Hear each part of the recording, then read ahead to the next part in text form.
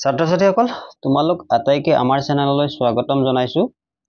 আজি আমি a day at the living routes bridge নামৰ অষ্টম শ্ৰেণীৰ ইংৰাজী পাঠ্যপুথি AGV পিছফালে থকা এক্টিভিটি 1 এইখিনি আলোচনা কৰিম আৰু এক্টিভিটি 1ত প্ৰিপেৰেচন আছে আৰু আমি আটাইকেইটা প্ৰিপেৰেচন ইয়াতে আলোচনা কৰিম।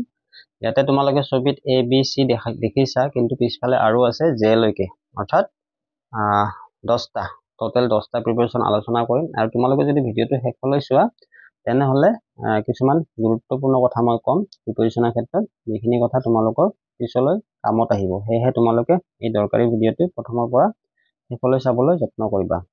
ভিডিওটো আৰম্ভ কৰাৰ আগতে যিসকল ছাত্ৰ-ছাত্ৰী আমাৰ চেনেলত নতুন বা যিসকল ছাত্ৰ-ছাত্ৰী এতিয়াও আমাৰ চেনেলটো ছাবস্ক্ৰাইব কৰা নাই তোমালোকে ছাবস্ক্ৰাইব কৰি আমাক উৎসাহিত কৰিব বুলি আশা থাকে। আহাচোন আমি ভিডিওটোলৈ আগবাঢ়ো। ইয়াতে প্ৰথমটো চোৱা, do not boast dash your wealth. এই শব্দটোৱে অহংকাৰ কৰা বুজায়। বষ্ট শব্দটোৱে ইয়াৰ লগত সদায় অফ ব্যৱহাৰ হ'ব। ঠিক আছে, মনত ৰাখিবা এই শব্দটোৰ লগত অফ ব্যৱহাৰ কৰা হয়, সেয়েহে ইয়াতে অফ হ'ব।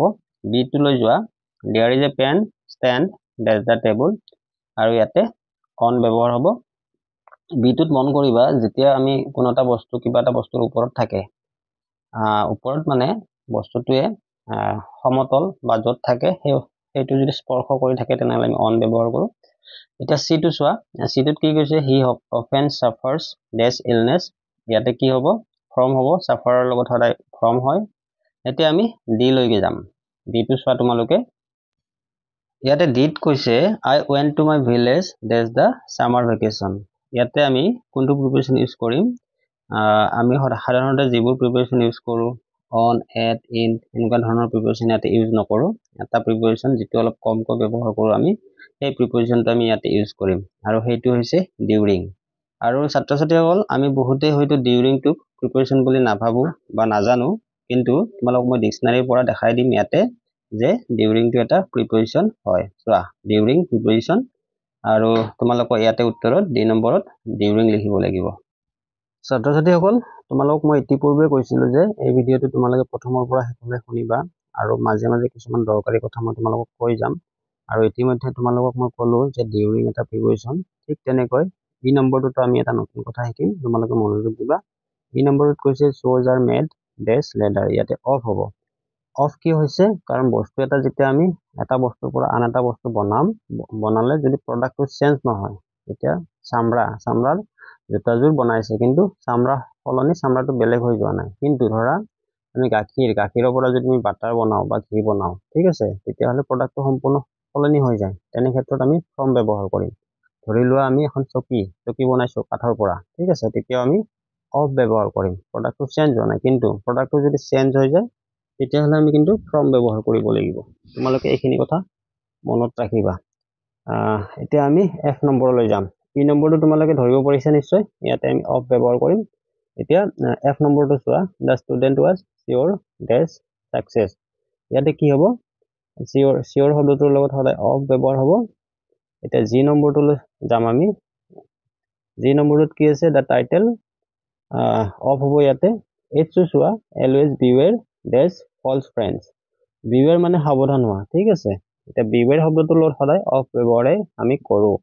এতিয়া আই নম্বৰটো চোৱা, আই নম্বৰটোত কি কৈছে, এ গ্ৰিডি মেন হেংকাৰ্ছ ডেছ মানি। অৰ্থাৎ এজন লোভী মানুহে সদায় কাৰ পিছত দৌৰে, ইয়াতে আফটাৰ হ'ব, ঠিক আছে, হেংকাৰ্ছৰ লগত আফটাৰ হ'ব আইটো। আৰু জেটো চোৱা, he will come here dash sunset. J নম্বৰটো কিন্তু তোমালোকে অলপ মনোযোগ দিব লাগিব। জে নম্বৰটোৰ বিষয়ে মই তোমালোকক অলপ বুজাই আছোঁ। ছাত্ৰ-ছাত্ৰীসকল জে নম্বৰটোত আমি আন এটা কমকৈ ব্যৱহাৰ হোৱা বা আনকমন প্ৰিপেৰেশ্যন ব্যৱহাৰ কৰিম। ইয়াতে কি কৈছে, he will come here dash sunset.